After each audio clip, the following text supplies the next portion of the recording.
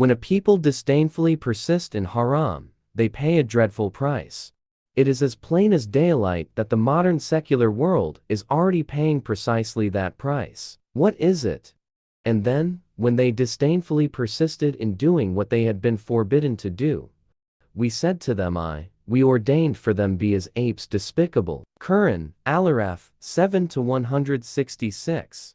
What this implies is that they would now live like apes, so incapable of exercising any restraint over their gross appetites and passions that, by the end time, they would be committing sexual intercourse in public like donkeys. The modern secular state legalized the lending of money on interest riba. An ever-increasing number of modern secular states have already legalized gambling and lottery. The consumption and sale of intoxicants, for example alcohol and pork, the use of paper money that constantly loses value, abortion, homosexuality, lesbianism, adultery, and fornication. Around the world today, most modern secular states no longer recognize Allah's law, that a son must inherit twice as much as a daughter. They declare such a law to be discriminatory against women, and they establish their own laws that, they claim, are more just than Allah's laws. In fact, their law is no law. A man can leave his entire estate to a jackass, and leave nothing for his wife and children. The modern secular state has prohibited a man from marrying more than one woman at a time, since they claim that such would be discriminatory against women.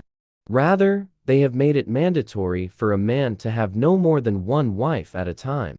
And such, they claim, removes the injustice against women that is present in Allah's law.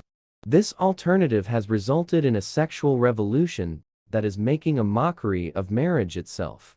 A wife no longer has an obligation, legal or moral, to be obedient to her husband, since such would discriminate against the equality of the male and female. The sun has never risen on a stranger world than the modern, relentlessly godless, and awesomely glamorous modern Euro world, and that is surely an ominous sign. The defining characteristic of the religion of Abraham alayhi al-salam is that there is no place whatsoever for kufr, disbelief, and shirk, corruption of, or rejection of the worship of one true God in it. Yet the secular political system of the new, essentially godless Euro-Christian civilization now known as modern Western civilization is based on kufr and shirk. The United Nations organization was founded on shirk. The UNCharter declared that Allah Most High is not Al-Akbar. Articles 24 and 25 of the Charter declared that the Security Council has supreme authority in the world in all matters pertaining to international peace and security. The authority of the Security Council being higher than the authority of Allah Most High and of His Messenger Sallallahu Alaihi Wasallam. That is shirk. How, then, do we explain Banu Israel's acceptance of a modern secular state in the Holy Land? And how do we explain the acceptance by Muslims around the world of the modern secular state as a valid substitute for the caliphate? Perhaps this is the right moment for us to explain what was the caliphate, and then compare it with the modern secular state.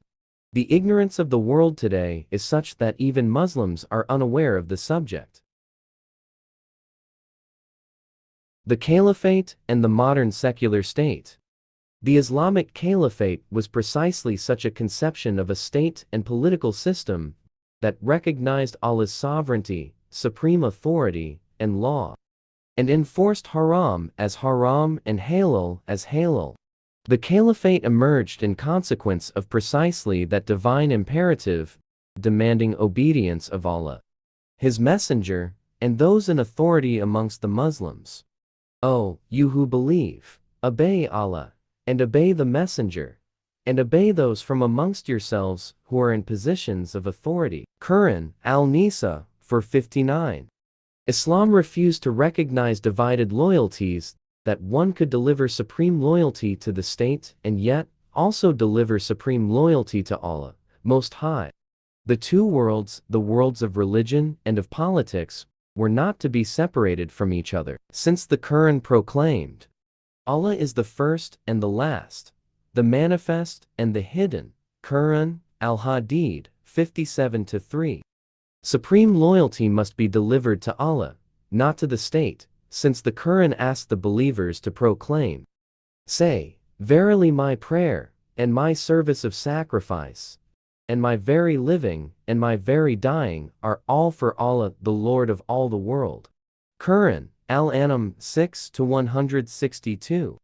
Europe destroyed that Islamic model of a state and political system when the Ottoman Caliphate was targeted and destroyed.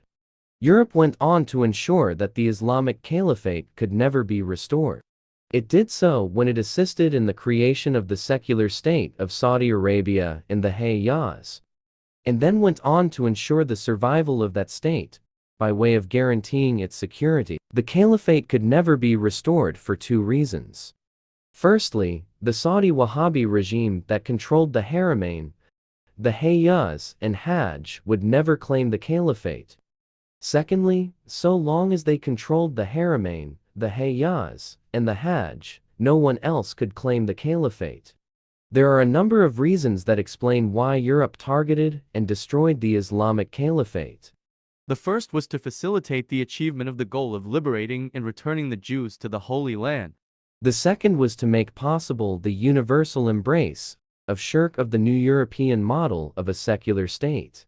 When the Caliphate was destroyed, the modern secular state of Turkey replaced it, and the secular state of Saudi Arabia in the Arabian heartland of Sunni Islam. Following this, Indian Muslims were exquisitely deceived into embracing the secular Republic of Pakistan.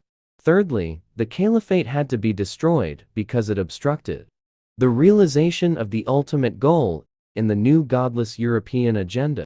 That European goal was to establish Jewish Israel as the ruling state of the world, ruling the world from Jerusalem.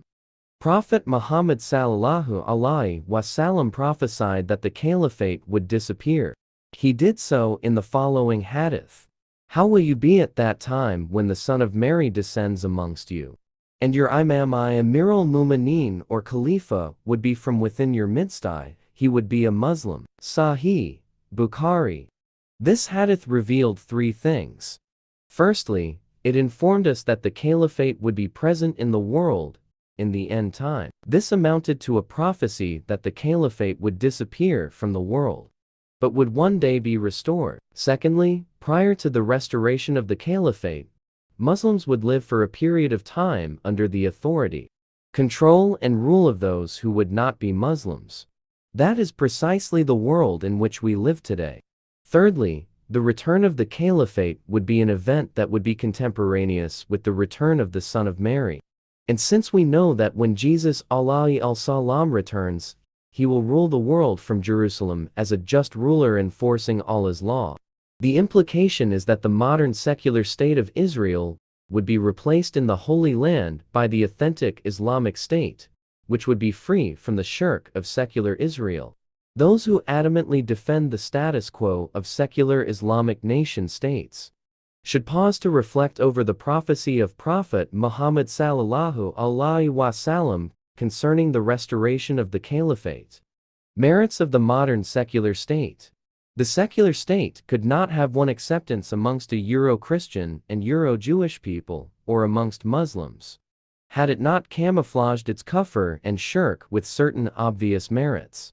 The modern secular state emerged in Europe in response to a dominant and oppressive Euro-Christian theocracy, and in order to challenge the temporal power of the Euro-Christian Church. It challenged the Church when it proclaimed a fresh and exciting new gospel of complete and unfettered intellectual and religious freedom and human rights for all, and religious tolerance of all. It also established the political conditions that preserved peaceful coexistence amongst different religions within the same territory. It thus put an end to all the bloody religious warfare that had plagued Europe for so many centuries. It also skillfully bribed its way into the bellies and the hearts of mankind.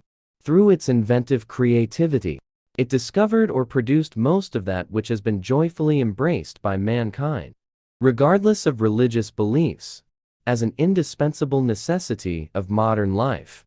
Whenever anyone embraced modernity with all its wondrous inventions, one also embraced the secular state and the secular way of life. That was no mean achievement. Reality of the modern secular state. But these obvious merits of the secular state did not change that basic foundation of kufr and shirk. Indeed, the modern secular state slowly began to reveal its real, hidden agenda of rivalry. When it began to wage a relentless war on the religious way of life. Indeed, religion slowly became a receding force in the new, essentially godless secular world. The democracy of the modern secular state turned out to be a sugar-coated pill of poison. The political democracy worked in such a way as to sustain a usurious system of economic oppression and exploitation of the masses based on riba. Economic oppression was oftentimes supplemented by racial and ethnic oppression. The impoverished masses could never wrest real political power from the rich, predatory elite, and hence could never have the power with which to end economic oppression. The new gospel of the modern secular society was that the rich shall inherit the earth, and that is precisely what has happened. The new Europe proceeded to use its invincible military power and awesome powers of deception to dominate and brainwash non-European humanity. The new godless political philosophy with its godless conception of a sovereign state, exploitative economic system, and corruptive culture eventually embraced all the rest of the world. That was no mean achievement. Western colonial rule was now imposed upon the rest of mankind, including the Muslims, and through this means the new godless political system, based on kufr and shirk, was deceptively and subtly introduced. Thus the ominous prophecy of Prophet Muhammad sallallahu alaihi wasallam was fulfilled. He prophesied that his community of Muslims would imitate and follow Jews and Christians to such an extent that even if they were to go down into a lizard's hole, his community would do the same. The result was that the world of Jews, Christians, and Muslims entered into a collective trial of all trials fitna, and failed miserably in obeying the command of the God of Abraham Most High when he ordered, "Follow what has been sent down unto you by your Lord God, and follow no master other than him." How seldom do you keep this in mind? Quran, Al-Araf, 7-3. The new modern secular state devised a system of electoral politics for constituting parliament and government, and sometimes for electing judges.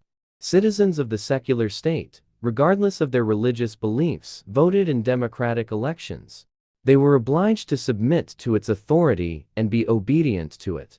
If the elections were to produce a government dominated by idol-worshipping Hindus who were openly hostile to those who worship the God of Abraham, alayhi al-salam, or a government which declared to be halal permissible everything which Allah Most High had declared to be haram, then the principle of democratic elections required that Jews, Christians, Muslims, etc., who were citizens of that secular state, recognize that government as their lawful government, submit to its authority, and be obedient to it. There is nothing in the revealed scriptures, Torah, Gospel, Quran, or the Sunnah example or way of life of the prophets that can be used to justify Jews, Christians, Muslims, etc. participating in such elections in which they freely vote for such a government as lawful to govern over them. On the contrary, there is very clear condemnation of such conduct. The alternative for believers to electoral politics in the modern secular state. The Jewish, Christian, or Muslim reader is likely to ask, is there an alternative for believers to electoral politics in the secular state? The answer is, yes, there is. The alternative is to struggle to restore the sovereignty of the God of Abraham, Most High, in the political system, to struggle for recognition of his authority as supreme authority, and to struggle for recognition of his law as the supreme law. That is the most noble of all struggles anyone can ever wage. And it is a struggle that must be pursued until the end of time. The alternative for believers is to uphold whatever Allah made halal is halal, and whatever Allah made haram is haram, regardless of the price they may have to pay. Also, when a people commit shirk, kufr, dhulm, and fisk, then believers should condemn such conduct, oppose it, struggle against it, and turn to Allah and ask Him to separate them from such people. So separate us from the sinful rebellious people. Quran, Al-Maida, 525. The Quran refers to this mission of believers as Amr bil Ma'ruf, enjoining the right, and Nahi and Al-Munkar, opposing the wrong. If the struggle to restore the sovereignty of Allah Most High and the supremacy of His authority and law in any territory were to succeed, then that territory would become Dar el-Islam. Muslims would rule over that territory, but there is an alternative plural model of a state in which Muslims would share control over a territory with non-Muslims on the basis of political equality, and through a constitutional agreement that would allow Muslims to recognize the sovereignty of Allah and the supremacy of His authority and law over them. Prophet Muhammad sallallahu alaihi wasallam established that plural model of state in the city-state of Medina, wherein Muslims, Jews and pagan Arabs shared control over territory and over the state on the basis of political equality. Mankind has the freedom of choice to accept or to reject the religion of Abraham alayhi al-salam. However, once the religion of Abraham alayhi al-salam is accepted, believers do not have the freedom to choose between either a government of believers or a non-believing government. When they are denied that freedom in any territory, they must search for some place where that freedom exists, and then migrate to such a territory. Thus, the God of Abraham Most High has commanded believers to, "O you who believe, obey Allah, and obey the Messenger, and obey those from amongst yourselves who are in positions of authority." Quran, Al-Nisa, 459.